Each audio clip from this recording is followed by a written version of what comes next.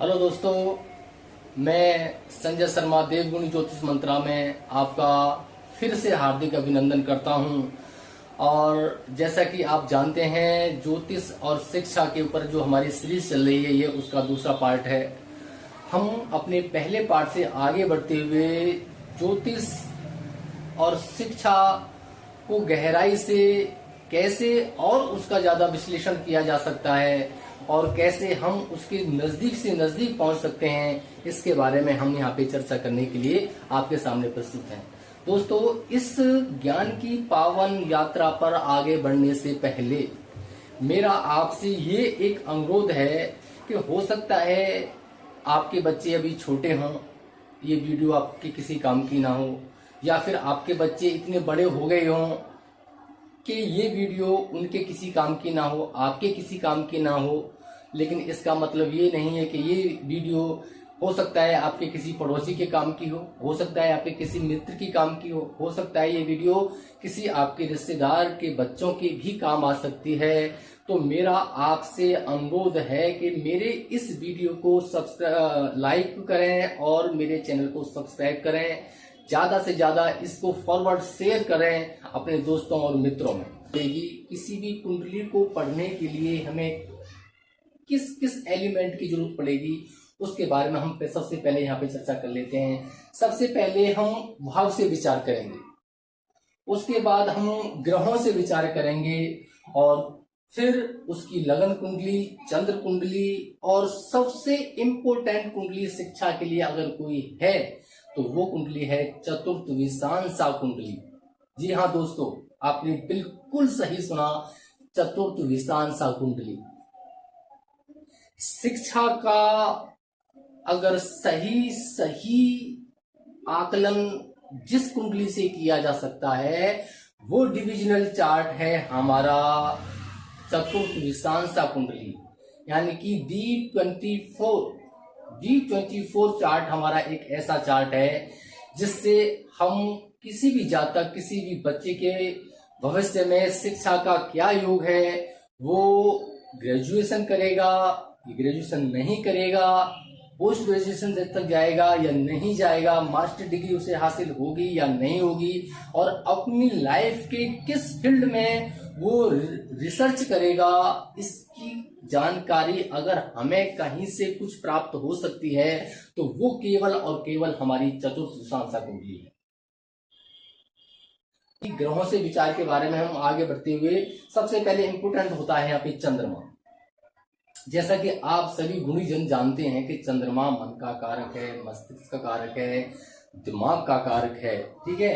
तो अगर किसी जातक का मन के अंदर स्थिरता नहीं है तो इसका मतलब है कि उसका चंद्रमा की स्थिति खराब है। दूसरा, बुध, जो बुद्धि का दाता है, जो ज्ञान का दाता है, वो है गुरु। बुद्धि का दाता बुध और ज्ञान का दाता गुरु। साथ में सूर्य है कि उस जातक के अंदर कितना कॉन्फिडेंस लेवल है, क्या लेवल है उसके कॉन्फिडेंस का। अगर कहीं से जानकारी मिल सकती है तो कुंडली में सूर्य की क्या पोजीशन है, वो किस स्थिति में बैठा है और किस स्थिति में नहीं बैठा है, अगर ये कोई जानकारी हमें मिल सकती है तो सिर्फ सूर्य की पोजीशन से मिल सकती है। दोस्तों, हम सबसे पहले ग्रहों के राजा सूर्य की बात करते हैं। तो सूर्य राजनीति का कारक है, जीव विज्ञान का कारक है, चिकित्सा और प्रबंधन का कारक है, जिसे हम सरकार बोलते हैं। अगर किसी की कुंडली में सूर्य अच्छी स्थिति में है, प्रबल स्थिति में है, तो वो व्यक्ति, वो जातक हो सकता है राजनीति में अच्छा कर जाए, हो सकता है जीव विज्ञान में अच्छा कर जाए, हो सकता है वो चिकित्सा के क्षेत्र में अच्छा कर जाए, हो सकता है कि वो किसी सरकारी महकमे में एक अच्छे पद पे, बिल्कुल। इसके बाद में चंद्रमा वनस्पति का कारक है, कृषि का कारक है, बागवानी का कारक है, ग्रह विज्ञान का कारक है, और सबसे इंपोर्टेंट चंद्रमा जो होता है दोस्तों, जैसा कि आप सभी लोग जानते हैं, चंद्रमा इमोशन का कारक है। आपने एक चीज नोट की होगी और नहीं की है आपने नोट, तो आप ये आज जरूर नोट करना, आज के बाद ये चीज जरूर नोट करना कि अगर भावनात्मक और इमोशनली अगर कोई दुनिया में होता है, सबसे ज्यादा होता है, तो वो होती है नर्सें, सिस्टर सिस्टर जो होती हैं वो सबसे ज्यादा लगाव रखती हैं, सबसे ज्यादा, चाहे वो किसी भी जाति का हो, किसी भी धर्म का हो। सिस्टर निष्पक्ष भाव से अपने पेशेंट की जो सेवा करती है, वो जो उनके अंदर वो चीज आती है इमोशनली, जो सर्विस देने की बात आती है, तो वो चंद्रमा के गुणों के कारण ही उसमें आती है। तो चंद्रमा नर्सिंग का भी कारक है। इसके बाद में बात करते हैं मंगल की। तो दोस्तों, मंगल धातु कर्म, रासायनिक शास्त्र, सेना और भूमि से जुड़ी हुई जितनी चीजें, यानी कि भूमि विज्ञान, भू विज्ञान, इसका कारक मंगल है। अब चर्चा करते हैं बुध की। तो बुध गणित, साहित्य, विज्ञान, कला, लेखन, बैंकिंग में महारत हासिल है। जिसका बुध अच्छा, उसका सब कुछ अच्छा। क्योंकि बुध वो बुद्धि है जो आपको धरातल से लेके ले जाएगी, कितनी ऊंचाई पे ले जाएगी, कितनी ऊंचाई पे ले जाएगी, कितनी ऊंचाई पे ले जाएगी, इसका अंदाजा कोई नहीं लगा सकता अगर आपकी कुंडली में बुध की पोजीशन बहुत अच्छी है। तो दोस्तों, शुक्र जो देवता है वो काव्य के देवता है, वो संगीत के देवता है, वो प्रसाधन के देवता है, नाटक, संगीत, और जैसे फैशन डिजाइनर हैं। यहाँ तक कि अगर कोई डॉक्टर यौन विज्ञान से संबंधित है, यौन विज्ञान से कोई डॉक्टर संबंधित है, तो वो है तो शुक्र के कारण। जिनका शुक्र मजबूत होता है उनमें इन सारे गुणों की भरपूर मात्रा में होती है। गुरु कानून है, फेथ है, विश्वास है, साहित्य है, विज्ञान है, कला है, धर्म है, शिक्षा है, वेद है, और साथ में अगर जैसे हमें है उर्दू है, इंग्लिश है, अन्य मतलब भाषाओं का ज्ञान अगर कहीं से भी कोई जातक के अंदर जो रुचि देखी जाती है, तो वो गुरु के कारण होता है। जैसे आपने देखा होगा, अपने आसपास देखा होगा कि उसको 5 भाषाओं का ज्ञान है, भाई उसको 6 भाषाओं का ज्ञान है, उसे 10 भाषाओं का ज्ञान है। ये भाषाओं का जो ज्ञान है वो क्या है? गुरु अगर आपका अच्छा है तो आप सारी दुनिया की चीजों को अपने अंदर समेट लोगे, सारी दुनिया की चीजों को अपने अंदर समाहित कर लोगे। बिल्कुल पक्की बात है, लिख के देखिए। इसके बाद शनि साहित्य का कारक है, केमिकल का कारक है, सर्वेक्षण का कारक है, कंस्ट्रक्शन का कारक है, भवन निर्माण का कारक है। अगर जिसका शनि अच्छा है वो भवन निर्माण के फील्ड में जाए, सर्वेक्षण के फील्ड में जाए, केमिकल के फील्ड में जाए, पुरातन जो चीजें होती हैं उसके फील्ड में जाए। अगर किसी का राहु बहुत अच्छा है तो आपने देखा होगा कि जितने भी कंप्यूटर में डिग्रियां, कंप्यूटर क्या है? राहु। टेलीकम्युनिकेशन, तर्कशास्त्र, जादू, मैजिक, ये क्या है? राहु। जिस भी जातक के अंदर ये सारी चीजें पाई जाती हैं, इसका मतलब उसका राहु बहुत अच्छा है। केतु गुप्त विद्याएं, मंत्र तंत्र मंत्र संबंधी ज्ञान के पीछे अगर कोई भागता है तो आप झट से समझ जाओ भैया कि उसका केतु बहुत अच्छी पोजीशन में है। तो अब आपको अपने अपने चार्ट में यही देखना है कि सूर्य किस राशि में बैठा है।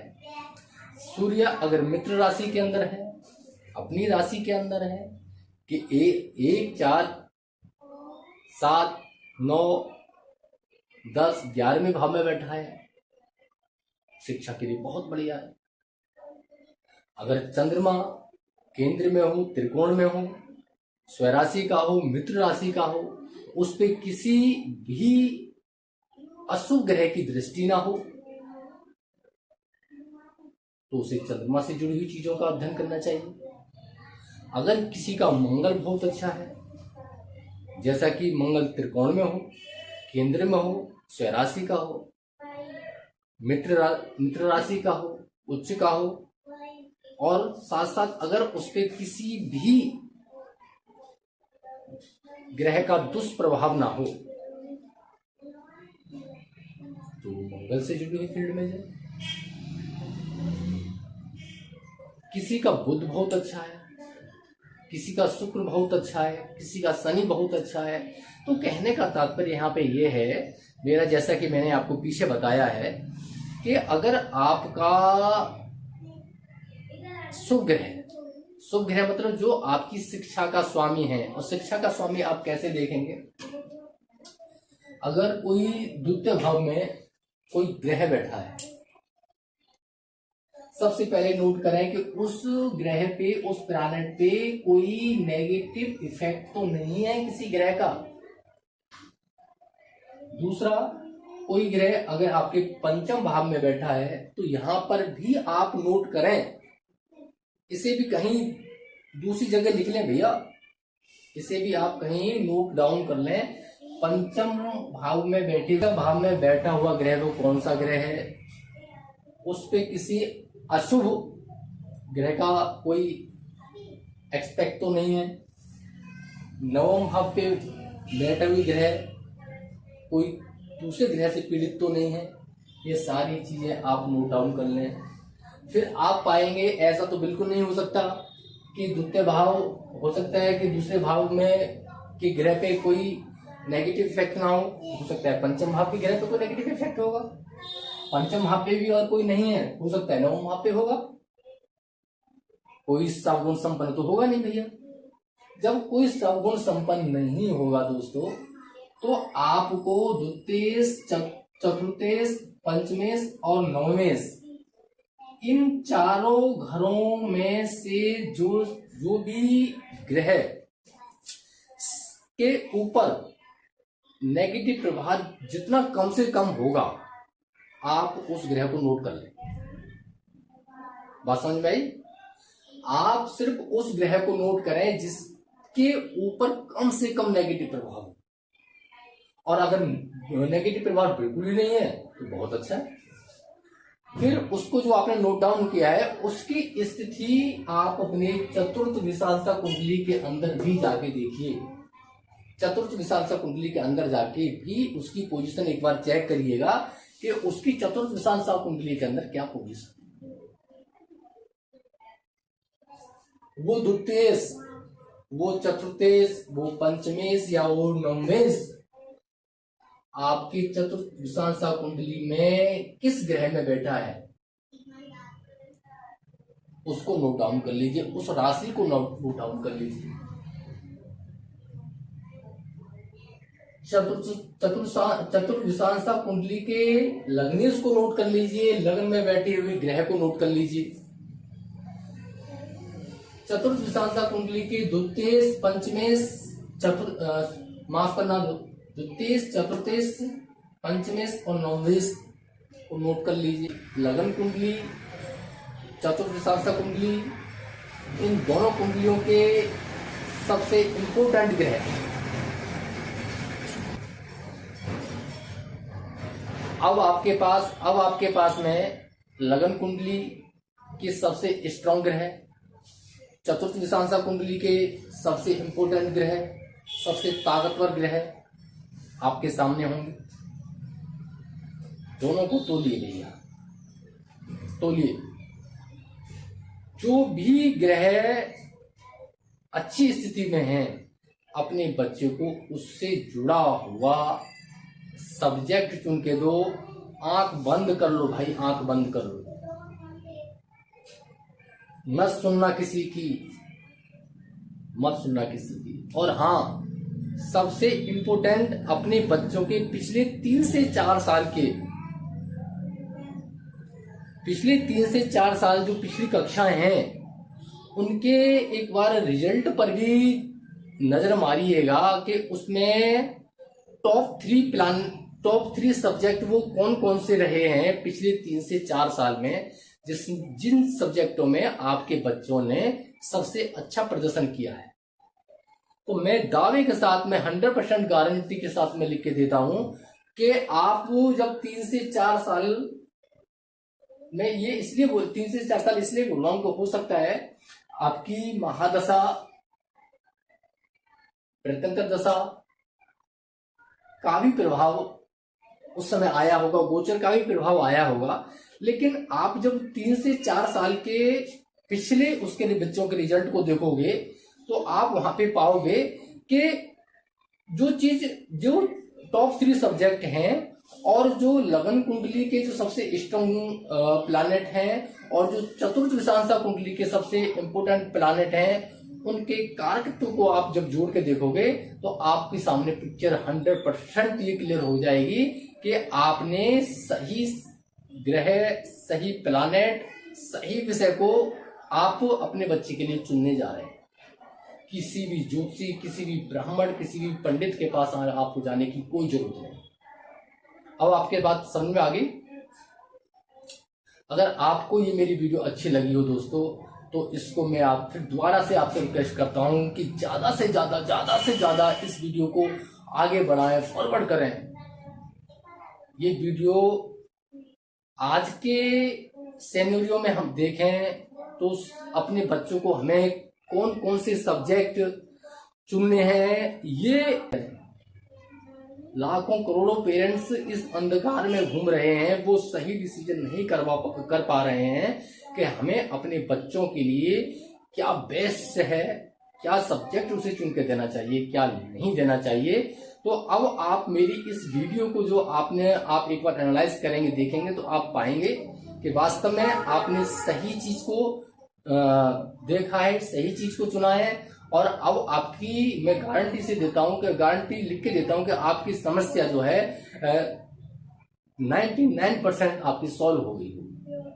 जय माता दी।